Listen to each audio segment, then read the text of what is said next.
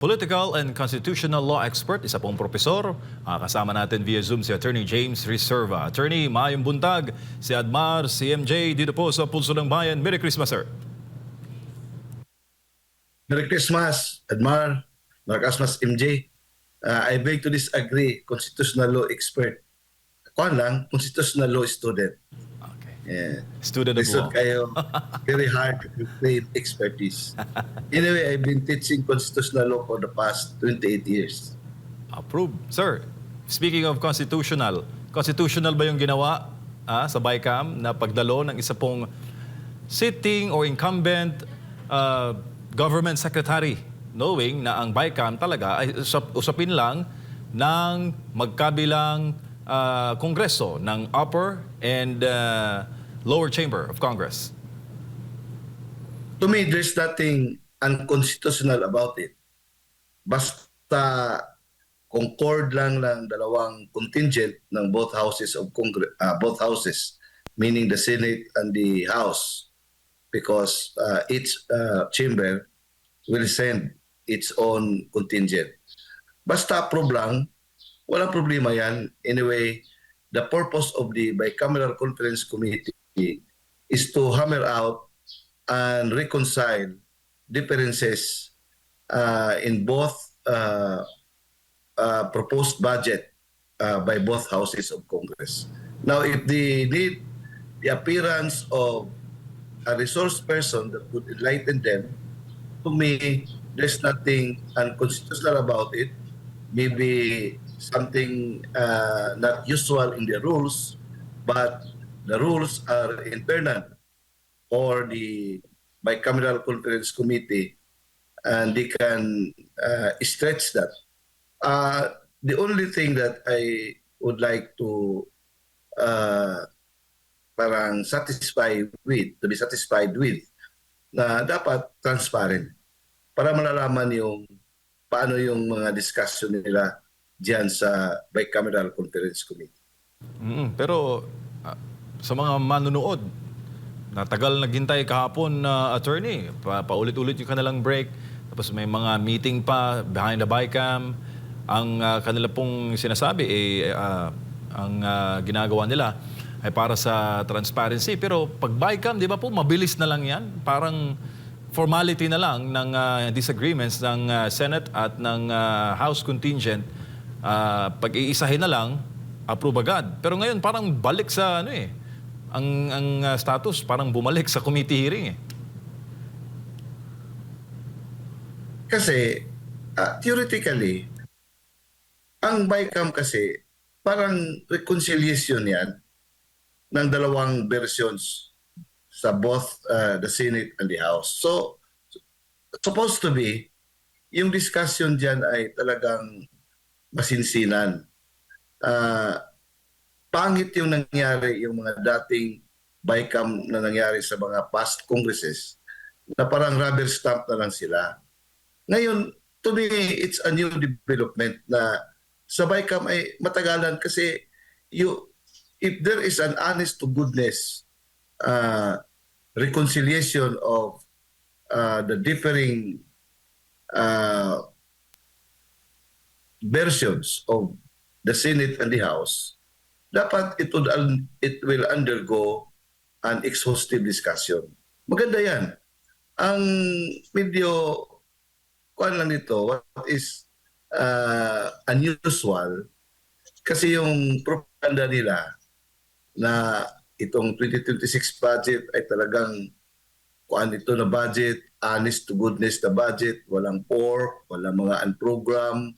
Kasi as a result of yung exposure ng pinaka-bastos, pinaka-worst budget, pinaka-corrupt budget sa 2025 GAA. So, yung ginawa nila na parang promise na itong 2026 budget ay talagang malinis ito.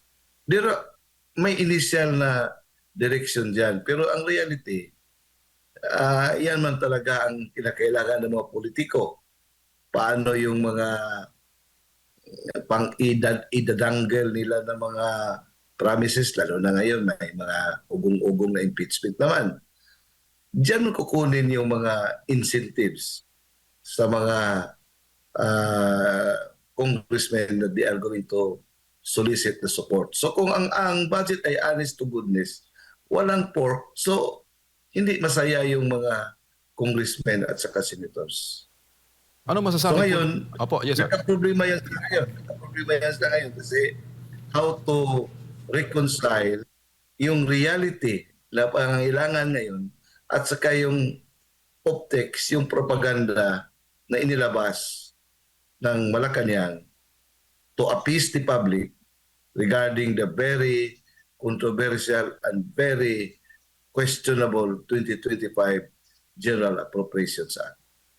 Opo, ano masasabi niyo, attorney, doon sa sinabi ni Senator Lacson? Hindi po siya pipirma sa BICAM report sa 2026 budget kung hindi raw maayos yung guarantee letters, yung sa ilalim ng medical assistance to indigent and financially incapacitated patients, pati yung bilyon-bilyon na budget para po sa questionable para sa kanya na farm-to-market roads.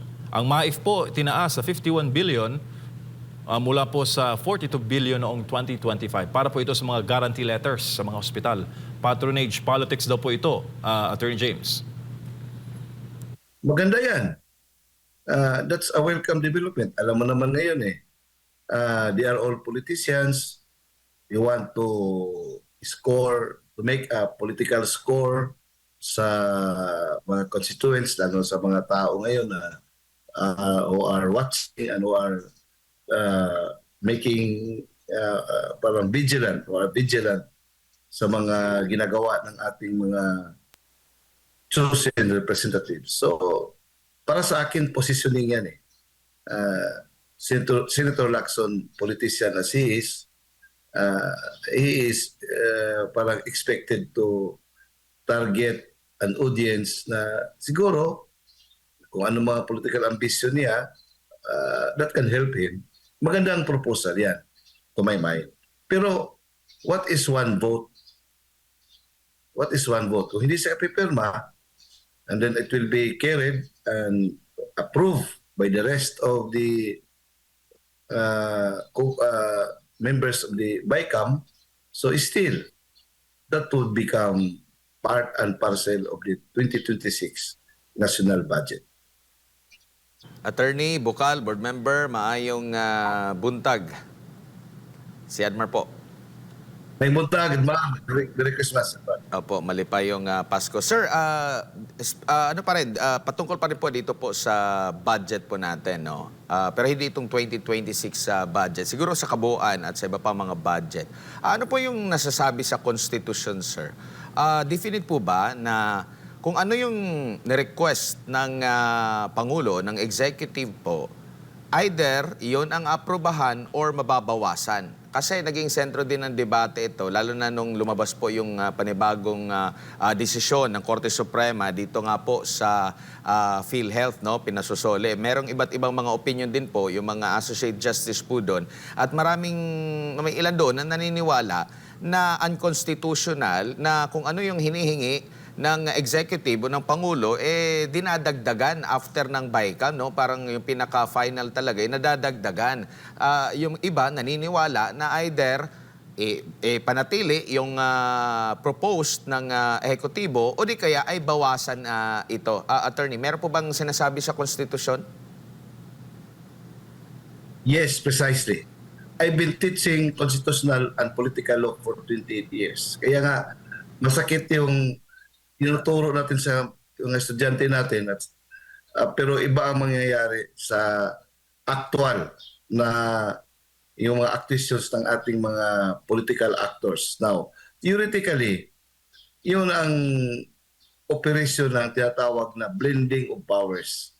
While the power of the purse belongs to Congress, specifically in the House of Representatives, they cannot operate, they cannot exercise that power without the proposed budget that is contained in the NEP to be submitted by the executive branch prepared by the DBM, yung mga economic managers.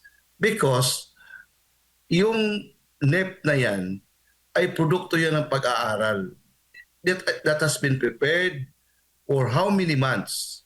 Pinag-aaralan yan yung lahat ng mga departamento ng executive branch before they submit it to the House of Representatives and to the Senate. No budget discussion can be started without the proposed budget submitted by the Office of the President, by the executive branch. Now, that would trigger the deliberation of the budget. Under the Constitution, the power of the purse of the Congress is limited only to decreasing the proposed budget. They cannot increase the proposed budget by the by the executive branch. Yan talaga ang nandiyan sa Constitution. Ang problema diyan, more often than not, halos lahat ng mga GAA ay talagang in violation of the Constitution. Pero wala nang mangyayari kasi they approve the budget para sa operation sa incoming year. Normally, they approve the budget by December kasi under our setup, kung walang budget na ma-approve within the year, ang next year, re-enacted budget yung mag-operate sa ating government. Now, kung re-enacted budget, iba naman yung mga assumptions dyan kasi madami ng mga factors na nag-iiba sa present times. Kaya nga, parang na-hostage yung pangatao at saka yung Supreme Court. Now, ang Supreme Court, kung parang pangit naman na ang Supreme Court will become the branch of the government that would create an instability of our country by declaring the entire budget as unconstitutional. Ang mangyayari diyan, so walang operation mangyayari sa gobyerno natin. Unlike in the US na kahit na pangit sa US kasi pag walang ma-approve na budget doon sa US, talagang mayroon sinasabi na government shutdown. Ang sa atin, to prevent that government shutdown, re-enacted budget. Pero talagang masakripisyo kasi iba yung pangangailangan in the previous year than the current year. So, as I said, under the Constitution, Congress cannot increase the proposed budget from the executive branch. It can only decrease. Kaya nga yung budget hearing nila, they want each department to justify why they have that, why they come up with that proposed figures. Opo, same pa rin po dito sa issue po ng naging desisyon ng Korte Suprema dito sa PhilHealth po, attorney.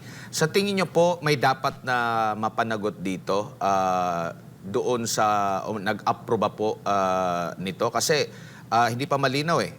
Kumbaga, nag-stop na ba dito sa naging desisyon ng Korte Suprema ang issue or nagbukas ito ng maraming mga katanungan po, attorney? Well, it opened the floodgates of so many questions at saka mga basis for future cases that can be filed against those who engineered this unconstitutional act. Kasi yung liability, it's a different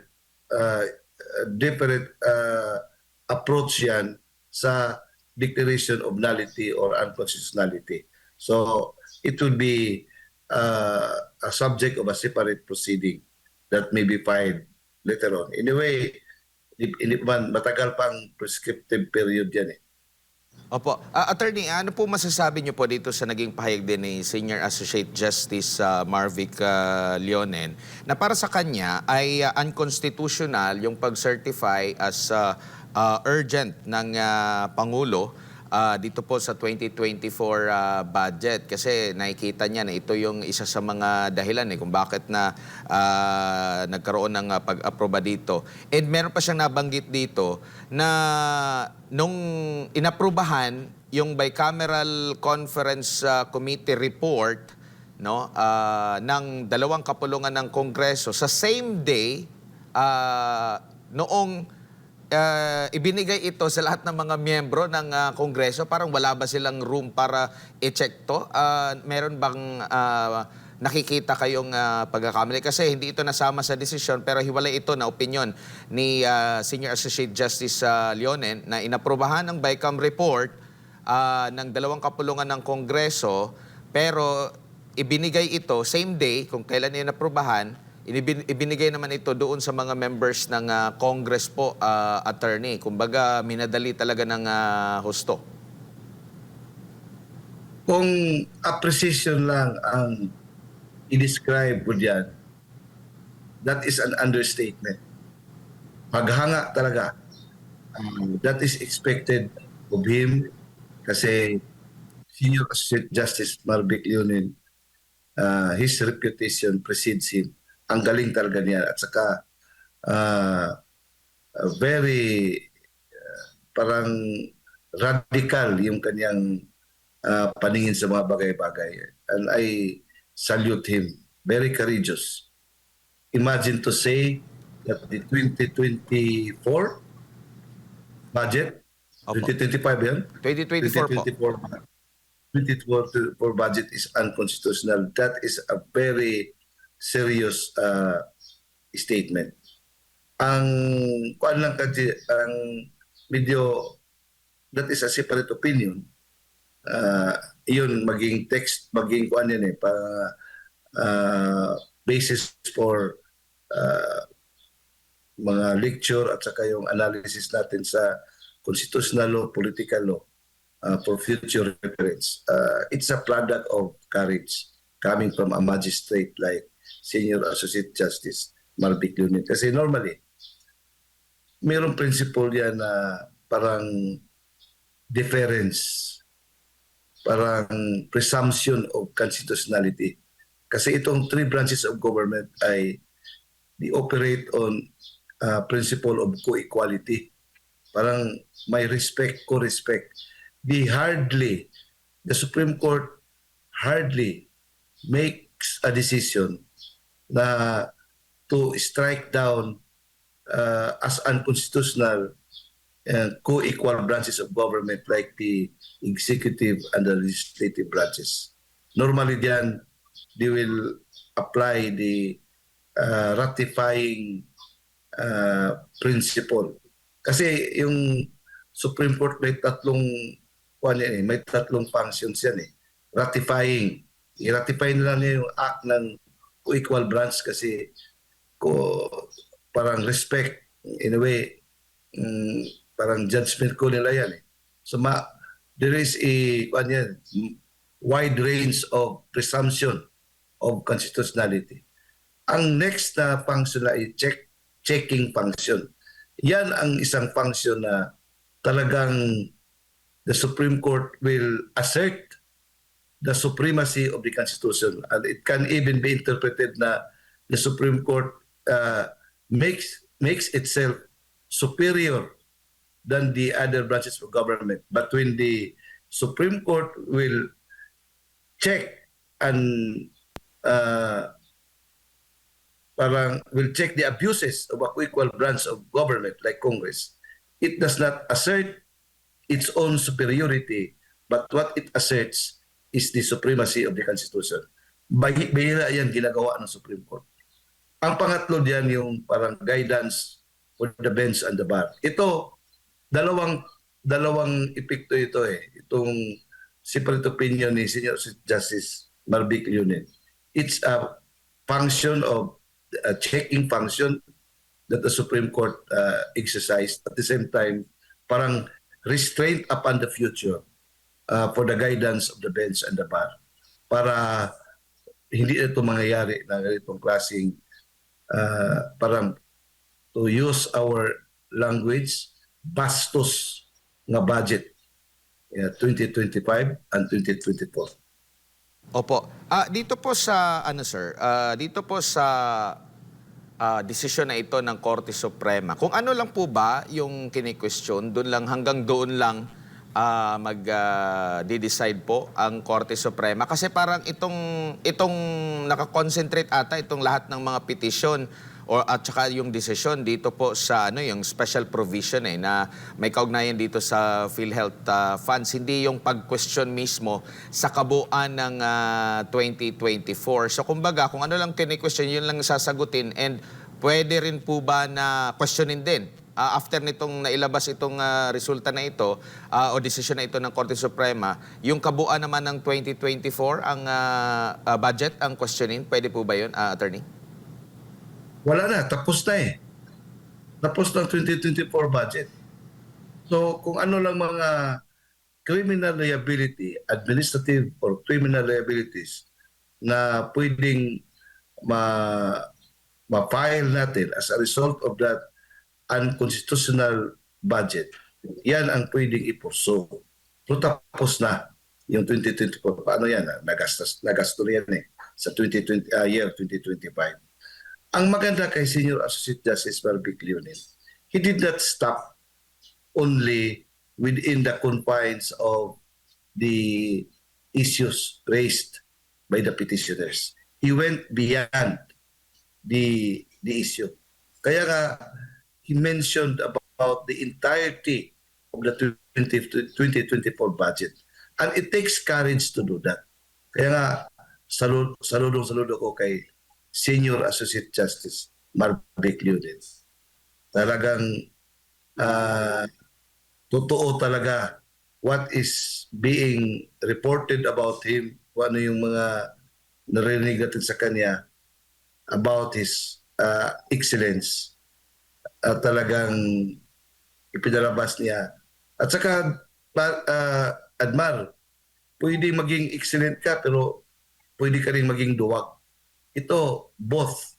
He is excellent at the same time brave and courageous. Opo. Attorney, nakikita nyo rin po ba na yung nag-budget, gumawa ng budget sa 2024 na maraming nakita yung ibang mga justices natin na mali, same din possible yung kanilang ginawa din dito sa budget sa 2025 to the point na marami din nagsasabi na ito yung pinaka-corrupt na budget. Yet, wala pa pong desisyon ang Korte Suprema ukol po dito, attorney.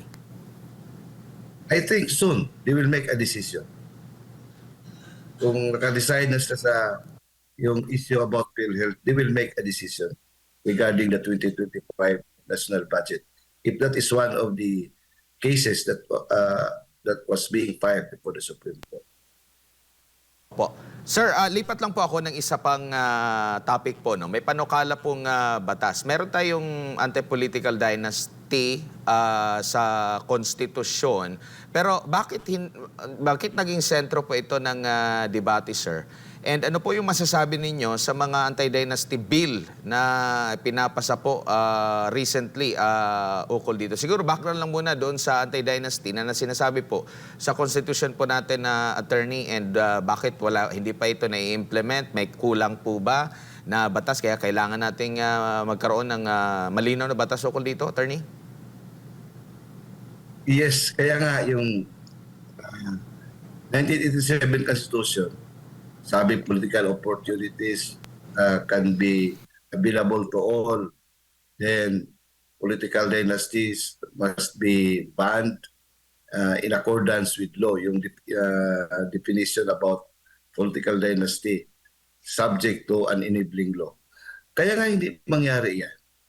Kasi from the time na nag-operate yung 1987 Constitution, panahon ni Cory, lahat ng mga congressmen at saka senators, if not all but super majority of them, were or have been beneficiaries of this political dynasty. So how can you enact a law that would be destructive of your interest?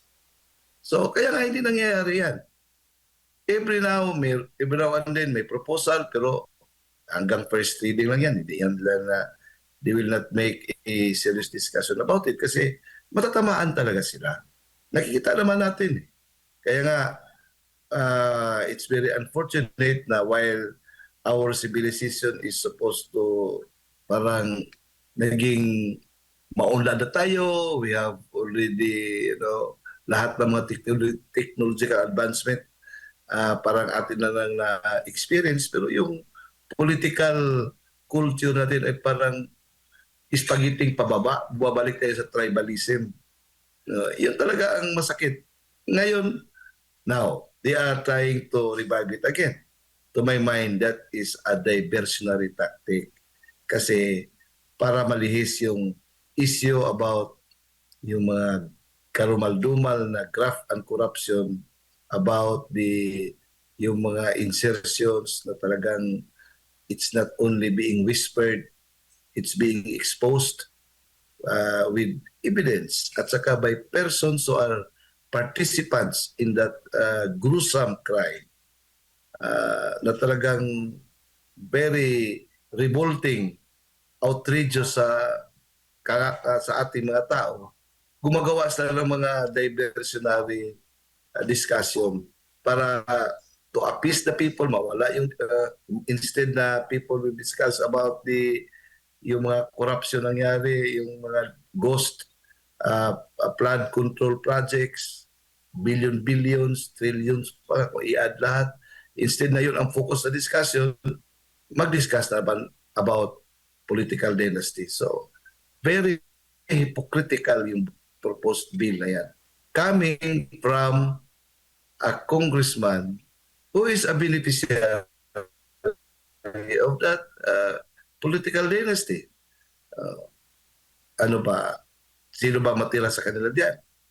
At saka, kung totohanan lang, hindi ma-approve yan, pero they will approve it kasi ang mangyari yan, watered down. Ibig sabihin, hindi tunay. Kung mayroon mga anti-dynasty law eventually na ma-file, I would bet all my cents in my pocket. Iyan ay isang watered down, hypocritical, insincere na batas. Kasi hindi sa gagawa ng batas na makasira sa kanilang interest. Opo. Attorney, nabanggit Yes. niyo po na watered down, no? Ito pong panukalang batas na ito ni Congressman Sandro Marcos at ng speaker sa kasalukuyan po, ginawa na pong prioridad ito ni gustong gawing prioridad ng BBM administration. Pero nang binusisi ito ng... Drama lang yan. Opo. Sir? Drama lang yan. Opo. Nabanggit nyo, marami pong mga kumo-question po dito sa House Bill 6771. Ito nga ang Anti-Political Dynasty Bill ni Speaker Bojidi at ni Congressman Sandro Marcos. Pero marami po ang mga tumaas ang kilay, lalo na po dito sa Section 5. No? Kung pagbabasehan po natin dito kung ano-ano nga ba yung prohibited dito. Ang sinasabi lang po dito, sir, halimbawa, dito po sa Section 5.1, if a person is an incumbent candidate or any elective national position, the spouse and above relatives are prohibited na humawak ng posisyon sa national position. If a person is an incumbent sa member of the House of Representatives, kumbaga, meron pa rin. Kumbaga, hindi ito tunay na hindi pinagbabawal ang political dynasty rito. Inaayos lang po yung traffic ng pamilya sa gobyerno po, attorney. Kaya nga sinabi ko na, kahit na hindi natin babasahin yan kasi alam ko gagawa na yan sila, pero ang daming butas na gagawin nila. Ang daming mga circumventions na gagawin nila. Just the same, dynasty will remain. Kasi yan naman ang reality talaga. Hindi naman, unrealistic talaga ang sa atin lang masinsin na lang na discussion at Mar. To me, sino bang hindi gusto na meron tayong anti-dynasty law? Pero para sa akin, baka hindi niya gusto marinig ko, yung product lang sa aking study, undemocratic din yan eh. Kasi parang kinunan mo ng karapatan ng tao to choose. Pero that is, in a way, in America, allowed man yan. Ang talagang kalaban ng dynasty, yung education ng mga tao at saka yung kabuhayan ng mga tao. If people will become economically strong, mayroong strong na economic pa natin, yung economy natin ay parang maka-create ng opportunity for jobs at saka we have a strong middle class na mawala na yung saysay yung mayuda-yuda. Mawala na yung saysay yung vote buying kasi people can afford and they will be insulted if their choice will be thwarted by thousands and hundreds of pesos. As long as the people are poor, talagang they will be forced, wala sa ibang makikita na better candidates than the incumbents and their families. Kasi sila naman ang merong maibigay sa mga tao kasi what is 1,000 o 2,000 that would be enough for 1 week na pangailangan ng mga tao. So, to me, the best antidote of dynasty ay yung economic alleviation, yung economic upliftment ng tao natin. Poverty alleviation. Pag mayaman ang bansa, mayaman ang Pilipinas, wala na yung issue about dynasty. Balik tayo sa discussion na yan. Talagang hindi seryoso yan. Alam nilang hindi ma-approve yan. Meron malang mga optics lang yan, mga sound bites lang yan para sabihin nila na meron sincero na panahon na, napapanahon na ang ganitong klaseng batas kahit na masakit sa amin pero kasi panawagan ng presidente gawin namin yan. But at the end of the day, kung ma-approve man yan, I doubt man kung ma-approve yan, pero it would serve the purpose na kasi part of the distractions yan, part of the diversionary tactics yan para yung mga seryoso na mga discussion na talaga kakagalit ng mga tao ay malihis and people will be lulled into shifting the discussion about this insincere and hypocritical proposal. Apo, sir, ibang topic lang. Two last questions. Ano po ang tingin niyo doon sa kaso na isinampa kay Vice President Sara Duterte, plunder, graft at malversation, pati bribery sa Office of the Ombudsman kaugnay sa confidential fund issue amounting to 612.5 million and her upcoming impeachment case na sabi ng ilan, luto na raw at ipa-file na lang coming February. Politically speaking, sir, ito ba'y productive para po sa mayorya ng mga Pilipino?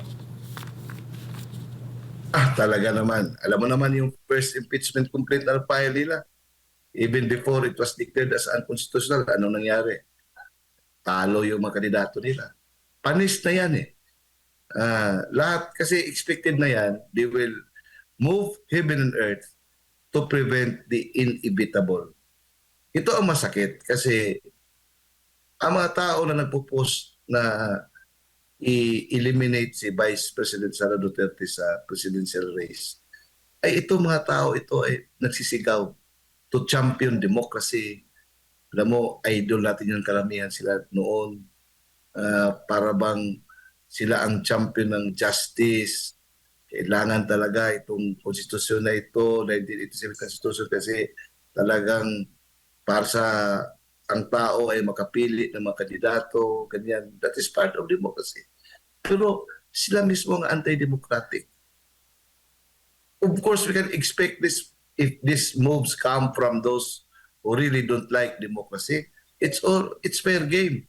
Pero ang hypocrisy nito, ang nagpo-post nito, yung mga grupo na claiming to be champions of democracy. Ito anti-democratic ito. Bakit inyo i-eliminate si Vice President Sara Duterte sa mga baseless, comical na mga paraan? Talunin nyo sa eleksyon. Yan naman talaga ang purpose. Meron tayong eleksyon every 6 years. Ngayon, pagkatapos yan, sila naman ang magsasabi, we are pro-democracy. So shit. Ngayon, sabihin mo, anong basis nila? Confidential funds? Bakit? Meron bang findings yan? At saka kung may findings yan, COA ang under the Constitution ang may mandate about use or misuse of confidential funds ay Commission on Audit, hindi House of Representatives. Bakit? Meron bang na prosecute about confidential funds? By the very nature of its being confidential funds, kaya confidential yun. So, it's just a matter of documentation. O bakit? Wala bang confidential funds ang presidente? Wala bang confidential funds ang mga local officials? Wala bang confidential funds ang mga secretaries, department secretaries? At saka yung mga military. Kailangan yan. O bakit i-single out natin ang Vice President? Alam mo, I may sound to be subjective kasi I appear to be part of the petitioners who question the constitutionality of the impeachment complaint filed against the Vice President in last year. Pero ngayon naman, ginagawa naman nila the same playbook. Now, and then weaponizing all of this supposed to be constitutional at saka democratic avenues, yung impeachment process, weaponize nila. Yung accountability under sa ating ombudsman law, weaponize nila to the point na naging comical ang kanilang approach, comical ang kanilang presentation, kanilang script. Paano ba yan? Paano paniniwalaan yung isang convicted criminal? So of course, kung criminal ka, kung anong ipasabi sa iyo, sabihin mo yan para somehow makalabas ka o bigyan ka pa ng pera. So yung credibility alone is very questionable na.